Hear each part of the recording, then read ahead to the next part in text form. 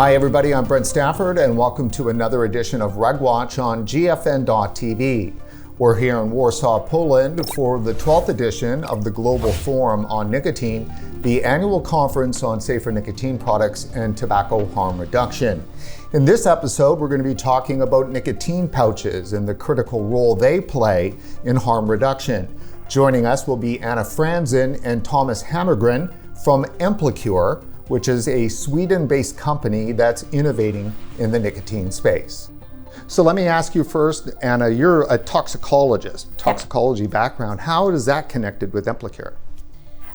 So I would say that overall it's from a risk-benefit assessment side. So it's important to understand what nicotine is and how it can help and reduce harm, and what's the maybe adverse things with nicotine, and do a proper risk-benefit. And I have worked a long time within the pharma and within regulatory authorities, within medicines to do these kinds of risk-benefit assessments. So that I think is maybe the single most important thing that I bring to the company.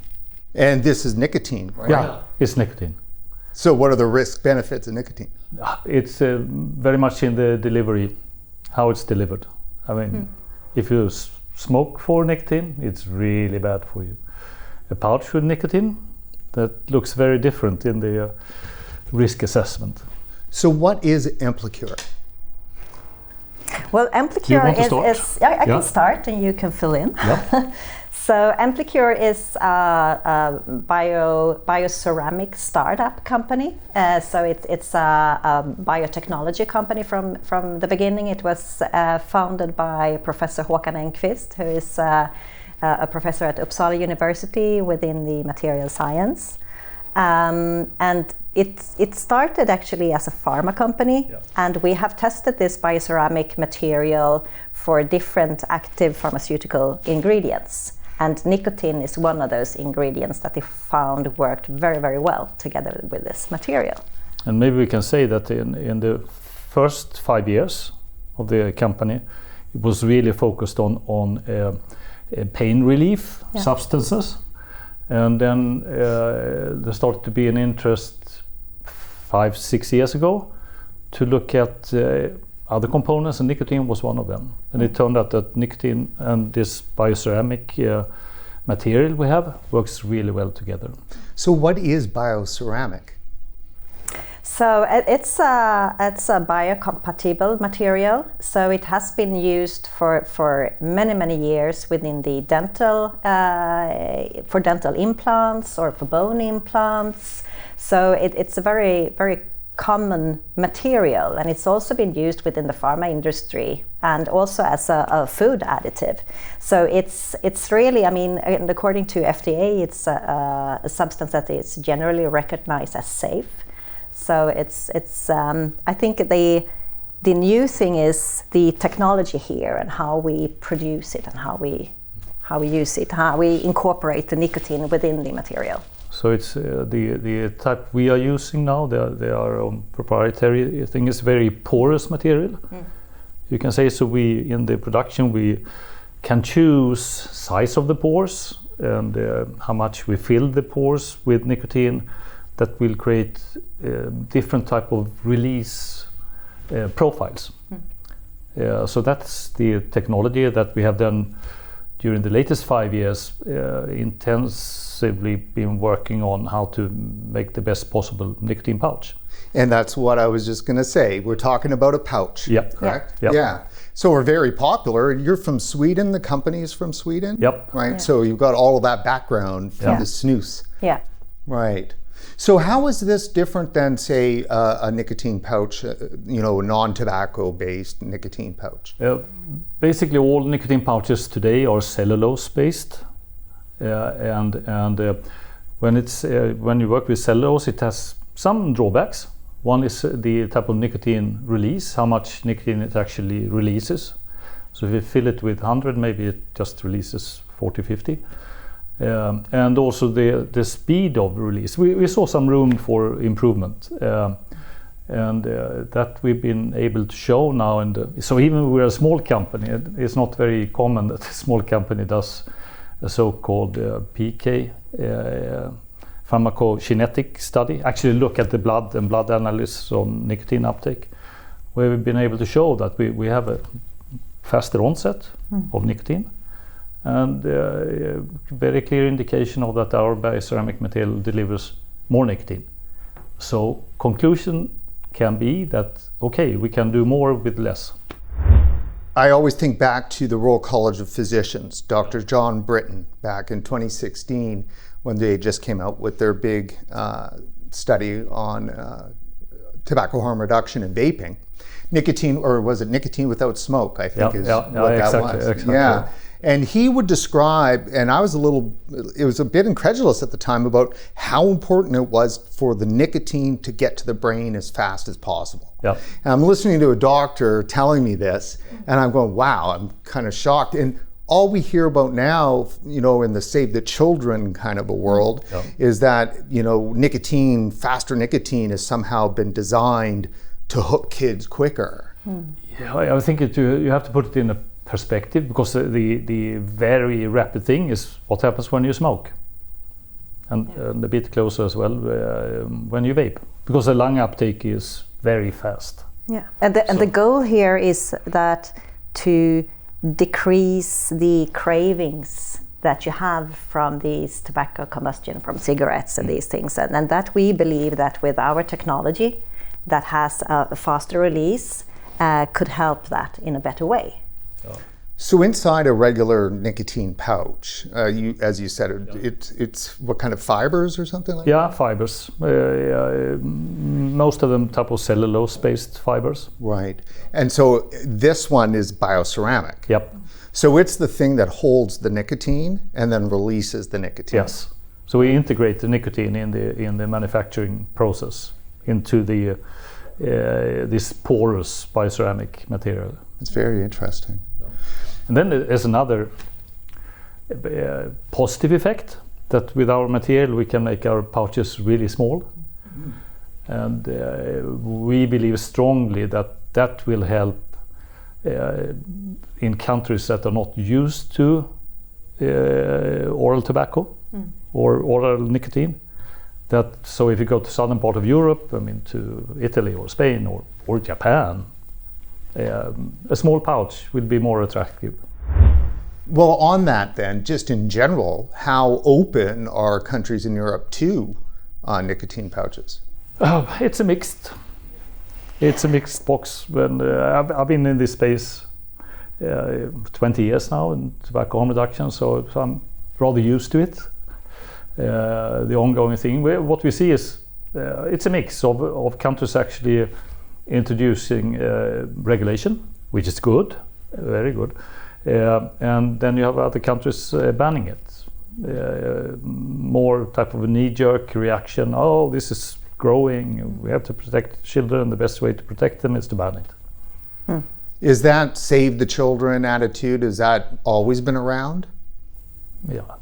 Yes. We know it very well from tobacco or snus, Swedish snus, and that was one of the main reasons why snus was initially banned in the UK, which was not because of the Swedish snus and American version. Then UK brought this ban into the European Union, where Sweden was not a member. But obviously the product made a big difference in Sweden, didn't it? Yes, it has. And we have under 5% smokers in Sweden, and that is, according to WHO, also the number for a non-smoking country. So that is a great public health achievement. So I think that we really have to remember that. Yeah. I think the average in the EU is somewhere plus 20, between 20 and 24%. Yes, and with that, we have also seen that the incidence of lung cancer in Sweden is much lower compared to other countries as well. Yeah, COPD, yes. Cardiovascular diseases. Yes. So there is a relation here between the those. Swedish model. The Swedish model, yes, and it would be great to see more examples. Recently we've seen quite a big shift in Norway. In other countries, let's see what happens in the US now, where pouches are getting very popular. I mean, it will take some time for the cancer data to come out. Cardiovascular data we'll probably see in a couple of years. Is it not true, though, that we've seen the ATOs, the anti-tobacco organizations, turn up the heat on nicotine pouches? Yes, I mean, I think there's been a shift also from FCTC, WHO. Earlier it was kind of anti-tobacco stance.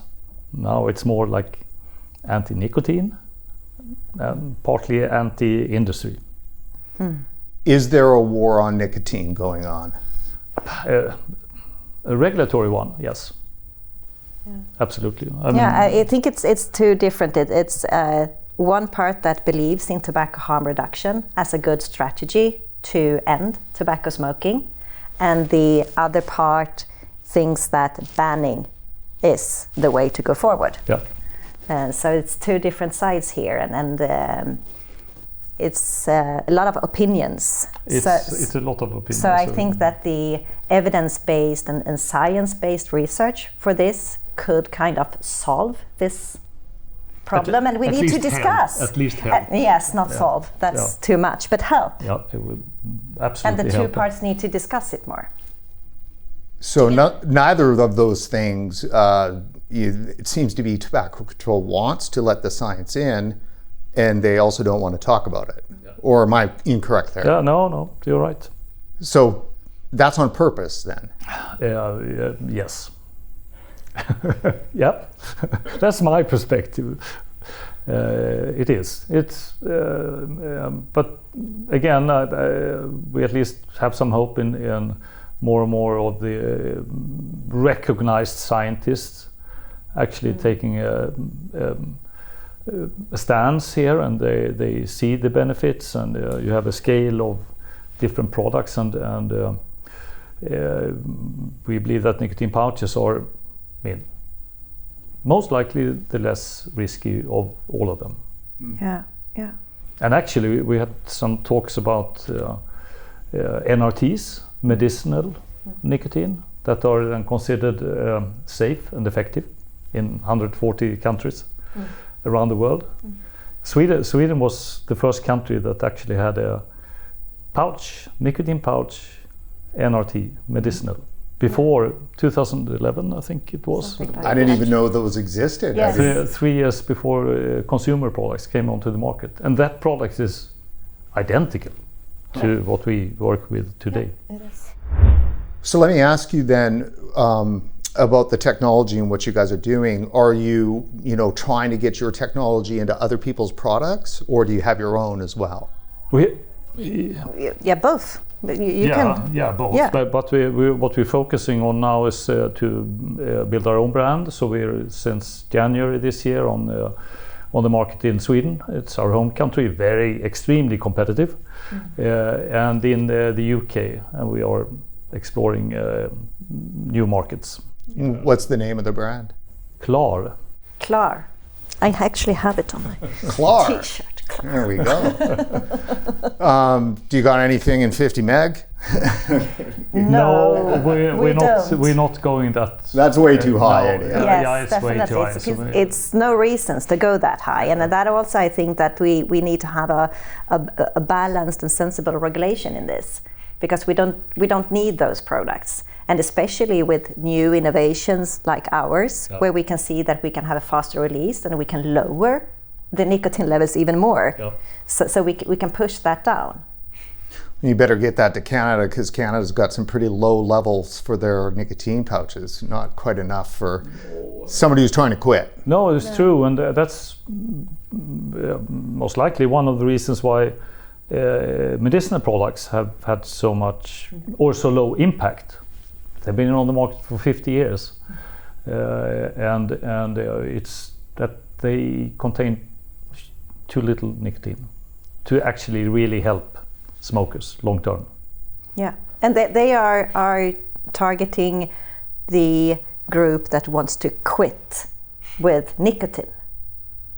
But we also have a group that wants to continue with nicotine but wants to quit all the harmful toxicants that's in it. So in that sense, in smoking, not in smoking. nicotine. Yeah. Yes, in Yeah. smoking. Yeah. I said nicotine. Yeah, smoking. So I think that is also important, because we need to address those that want to switch and those that want to quit. So you just, Anna, said something that is so rarely said on our show. There's people out there that want to quit smoking but not quit nicotine. And they're so often left out of the conversation. Yeah. Right. Yes. Well, look at the US. You have 20.5 million people who have switched to safer nicotine products. And what are they going to do if FDA shuts down, the entire industry? It's like nobody ever discusses the people who have quit smoking but want to keep using nicotine. No, it is, and I mean it's good to hear. I mean, some of the major scientists in the US, like Neil Benovitz, talking about nicotine and actually looking at nicotine from another perspective. That actually, if you get your nicotine with much lower degree of harm, it might actually be sometimes good for you. When you look at concentration, focus, activities, some medical indication, Alzheimer, rheumatoid arthritis, and people have not been ready to talk about it because there's still such a strong link between nicotine and cigarettes and smoking. So let's talk about that for a second. As we keep getting data out that in major Western countries, doctors believe that nicotine causes cancer. Yeah. Yeah. How is that possible? Because we talk about tobacco and nicotine in the same sentence, like it's the same thing. We say tobacco nicotine or nicotine tobacco. But it's so important to distinguish between them. And I think adding to that, historically, I mean, some 30 years ago, there was massive campaigns in the UK and US with the evil nicotine. Right, they had characters, cartoon characters, no, right? Exactly. So it's been many years where nicotine has actually been the bad guy. So let me ask you about tobacco control for a second. This amorphous blob of public health bureaucrats that there's a lot of good people in tobacco control, but there are a lot that take the control part a little bit too far. Yeah. Right? But for the addictive nature of nicotine and but for secondhand smoke, they wouldn't have anywhere near the control that they've got right now on those two issues. No. And so people quit smoking, well, the secondhand smoke's not really there anymore. And so all they have left to hold on to is the addictive nature of nicotine. So should we be looking at recreational nicotine? Aren't we already? I mean, Sweden for sure. Well, I would say pretty much anywhere in the world where a cigarette is legal, then nicotine is legal as a recreational substance. True. Very true. Right. Yeah. So it's weird. I know you bring up recreational nicotine, some people are like, oh, don't talk about that. Well, a cigarette is recreational nicotine. Yes, Of course. yes. Yeah. Big time. Yeah, and it's killing people. Yeah. Oh, it's crazy. NRT is one of those things that has lost, I think, its ability to make an argument, right? Like, if nicotine was bad for you, how come then NRT isn't bad for you? Yeah. I mean, I Yes. think that parallel is that should be more frequent, actually. And we were talking about just before that because with these nicotine as a consumer product, we are not allowed to say that it helps you quit smoking. But for the medicinal drugs, we are allowed to do that. So that's a marketing thing, a regulatory marketing thing that it's important, because if we were allowed to say that nicotine alternatives help you quit smokes, Can help you quit, that would be very, very good. So how is it that in every country that's the case? Is that part of the FCTC? Is that like a World Health Organization thing? Because it's I think it's a definition of the pharma products. That if you have pharma, it's been that way a long time. Also for other products, you can make you're allowed to make claims. in so-called pharmaceutical case, and you're not allowed to do that if you only have a consumer product. It seems to me that everything is boxed in. Why can't, a cigarette company send their cigarettes out with a little message in there that says, hey, try our vaping product, it's safer for you. Yes. Yeah. Can't do that. No. Can't go do a 30-second ad or a billboard because of all the advertising restrictions. So meanwhile, what happens is that tobacco control just pushes out the misinformation. Yes. I mean, you have WHO saying causes cancer, vaping kills, right on their Twitter account. And many of those groups are really skillful in communicating their messages and kind of mixing science. Right. What products are they actually talking about, and how do they group them together? And we've seen that over the years. Yeah. So if a layperson in the public goes, well, how come I haven't heard this before? That there's such value to vaping products. Well, it's because nobody is allowed to take out an ad to tell you. No. And we have to rely on the goodwill of people in mainstream media to and they're not going to do that. They're not doing that. So it's a real box. It's really interesting space to be in, challenging, very, but I still believe in a road forward building on science, more real market data, and one step going that way will be balanced regulation. What's going on in Europe with regard to these bans? Like I've heard Spain is banning, or they're putting nicotine limits so low. 0.99 milligrams. Principle nothing. Right. So it's still some in there, but technically it's no. No, it's not going to help for the tobacco harm reduction goal. No. And also I think this is interesting because those low levels of nicotine can actually introduce even more youth into the category because it's so low. So you can't you can't feel you don't get sick of it, or you don't. Initial side effects will be much less. It's a way to initiate the use as well. So it's not black and white here. It's not so easy.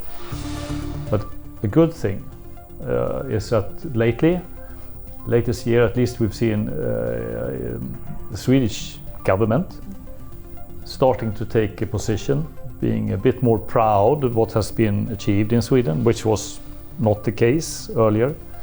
So that's really positive, especially in advance of the next revision of the European Tobacco Products Directive, expected maybe next year or in 2 years.